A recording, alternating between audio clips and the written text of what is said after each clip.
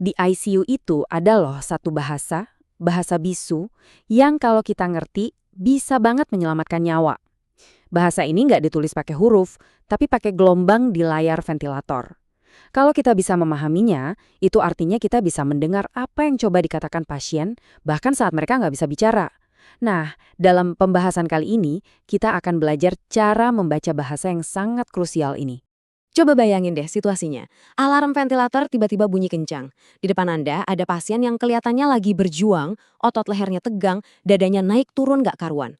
Mereka seolah-olah bukannya dibantu sama mesin, tapi malah lagi berantem hebat sama mesin penyelamat hidupnya itu. Ini sebenarnya ada apa sih? Dan jangan salah ya, ini bukan sekedar masalah teknis loh.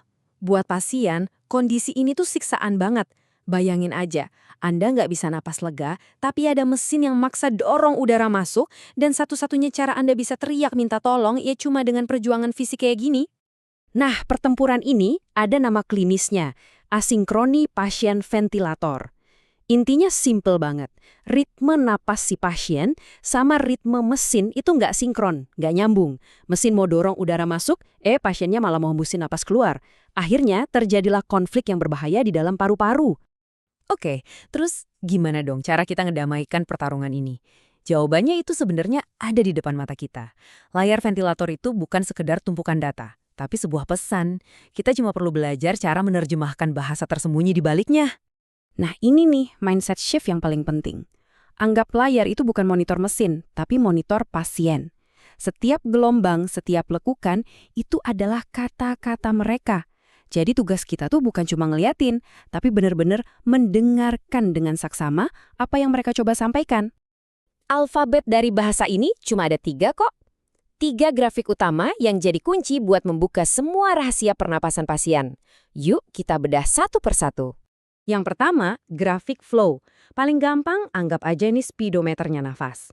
Grafik ini ngasih tahu kita seberapa kenceng udara lagi melaju, baik itu pas masuk ataupun pas keluar dari paru-paru. Coba deh lihat bedanya. Grafik yang sehat, setelah hembusin napas, pasti akan selalu kembali ke garis nol. Artinya, napasnya tuntas. Nah sekarang lihat yang kanan. Napas berikutnya udah keburu mulai sebelum yang lama selesai. Udaranya nggak sempat keluar semua. Wah, ini red flag pertama nih. Artinya apa? Ada udara yang kejebak di dalam.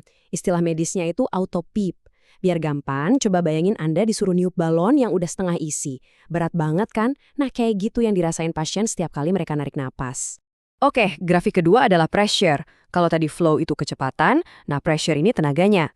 Ini ngukur seberapa gede dorongan yang dibutuhin mesin buat masukin udara ke paru-paru. Anggap aja kayak pengukur tekanan ban, tapi ini buat paru-paru. Normalnya, bentuk grafiknya tuh kayak sirip hiu atau kotak. Tapi, waspadai yang ini nih. Kalau tiba-tiba ada lekukan aneh atau penurunan tekanan mendadak di tengah-tengah jalan napas, itu tandanya pasien lagi kelaparan udara. Dia lagi berusaha narik napas lebih kuat dari yang dikasih mesin. Dan yang terakhir, ini yang paling gampang dimengerti, adalah grafik volume. Ini tuh kayak gelas takarnya pernafasan. Fungsinya buat ngukur berapa banyak udara yang masuk dan berapa banyak yang keluar. Logikanya kan simple ya, udara yang masuk ya harus sama dengan yang keluar. Jadi grafiknya harus kayak gunung yang simetris, naik, terus turun lagi pas ke titik nol. Kalau gunungnya ini kepotong, nggak balik lagi ke dasar, itu artinya ada udara yang bocor di tengah jalan. Dan kalau udah begini, diagnosisnya udah hampir fix, ada kebocoran. Entah di selang ventilatornya, atau bisa jadi di balon kecil di ujung selang napas yang seharusnya ngesil jalan napas pasien. Intinya, udaranya hilang sebelum nyampe tujuan. Oke, sekarang kita udah punya alat-alat detektifnya nih. Yuk, kita pakai 3 grafik ini buat mecahin misteri di awal tadi. Kenapa si pasien sama mesin ini bisa berantem? Jenis berantemnya ini macam-macam, tapi kita bahas 2 yang paling sering kejadian ya. Ada yang namanya double triggering. Pasiennya maunya nafas kali aja, mesinnya malah ngasih 2 kali. Terlalu semangat gitu mesinnya. Sebaliknya ada ineffective triggering. Pasien udah ngos-ngosan minta nafas, tapi mesinnya budak, sensornya nggak ngerespons. Dan dampaknya ini serius, bukan cuma soal nggak nyaman. Pasiennya bakal makin sesek, makin gelisah. Dan yang paling bahaya, pertarungan ini bisa ngerusak paru-paru itu sendiri. Ini yang disebut VLIL atau Ventilator Induced Lung Injury. Bayangin aja kita mompa ban mobil terus-terusan padahal udah penuh. Lama-lama ya rusak kan? Nah gitu juga sama paru-paru. Ini membawa kita ke pertanyaan puncaknya. Kita udah tahu masalahnya, terus solusinya gimana? Apa jawaban paling gampang itu selalu yang terbaik? Yaitu, ya udah, tidurin aja pasiennya lebih dalam dengan sedasi. Sering banget kan refleks pertama kita gitu, wah pasiennya gelisah, ya udah naikin aja dosis sedasinya. Tapi, tunggu dulu. Kita ini sebenarnya lagi ngobatin pasien atau cuma lagi matiin alarmnya aja? Jadi, sebelum ngambil obat penenang, coba deh berhenti sejenak. Karena seringkali masalahnya tuh bukan di pasiennya. Masalahnya ada di kita, di settingan mesin kita. Mungkin bukan pasiennya yang harus diubah, tapi mesinnya yang harus ngalah dan disesuaikan sama pasien. Solusi cerdasnya tuh seringkali cuma butuh beberapa klik aja di mesin. Mungkin pemicunya atau triggernya terlalu sensitif. Atau malah kurang sensitif. Atau jangan-jangan pasiennya cuma lagi haus udara dan butuh aliran yang lebih cepat. Nah, menyesuaikan settingan ini seringkali jauh lebih manjur daripada nambahin dosis sedasi.